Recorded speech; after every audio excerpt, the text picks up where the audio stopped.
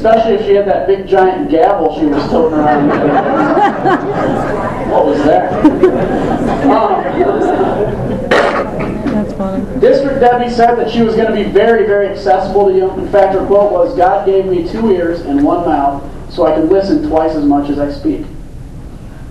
DC Debbie has not held a single town hall forum like this. And anytime she's gotten in front of groups of people, they are told you can't ask certain questions, or the Congresswoman is not taking questions. In some cases, she'll have what's called Congress on the corner, where people wait outside in a room, and they can come in one at a time and speak for 2 minutes. And the stories we hear of people saying, "I was told this," and somebody else saying they were told something completely different or whatever, is astounding. That is not, you are paying Congresswoman Halverson $180,000 a year almost, and she's not responsive to you. Now folks, I don't care if you're a Republican in here, I don't care if you're a Democrat, I don't care if you're an independent, I don't care what you call yourself. You deserve a representative that's going to be accessible and listen to you whether you agree with them or not. I'm going to make a commitment to you today. Whether or not you agree with me, you're always going to know where I stand.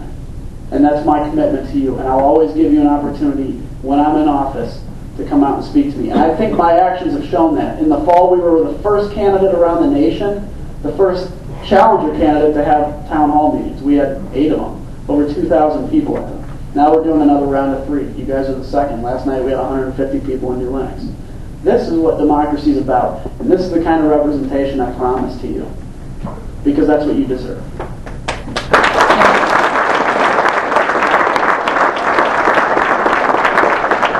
So anyway, done with the intro. I want to talk a little bit about what's in this bill, and then we want to take your questions and have a discussion. Let me first off say, I think it's unfortunate that we're talking about this because I think really the focus of Congress for the last number of months should have really been on putting people back to work and job creation. Raise your... You guys remember when the stimulus package passed and the promise was that unemployment won't go above 8%? Yeah. Do you know that unemployment in LaSalle County, as of a couple days ago, is 16.9%? That's right. 16.9% of your brothers and sisters out there, union, non-union, managerial type, non-managerial, whatever it is, they're out of work. They don't have jobs. That's what we need to be focusing on as a government. We need to be focusing on the fact that we're piling trillions and trillions and trillions of dollars onto the backs of your children and grandchildren. And we're not being held accountable for it. That's right. It's the equivalent of you buying a car, but making the first payment due in 20 years by your grandkids. That's exactly what we're doing today in government.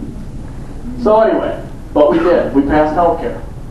Now, let me first off say, I think there are some things in the bill that we all can agree on.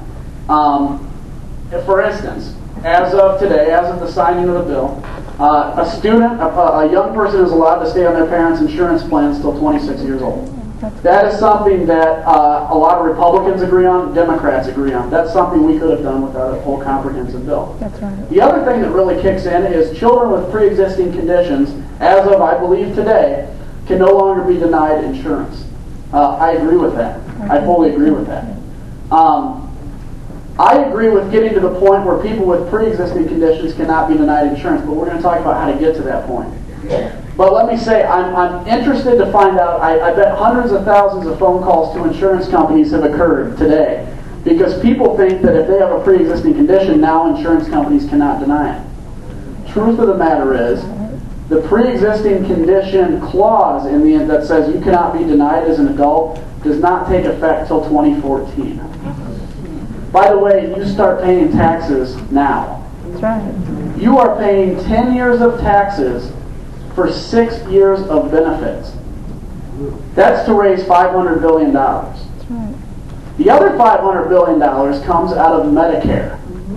Okay? Even some of that $500 billion was what they call double accounted for. So it's actually been paid for in 2 different things, which means the $500 billion really doesn't exist. If you're a Medicare Advantage user, or if you use Medicare Advantage, you're probably going to lose your plan. You very well may. There's a lot of things going on, but $500 billion cut from Medicare is very bad for our seniors, folks. That's right. That's what we can't do. So this bill is paid for by that, but let me tell you, I have never seen a single government program or government anything that has come in under budget. In fact, the F-35, which is an important aircraft for the Air Force,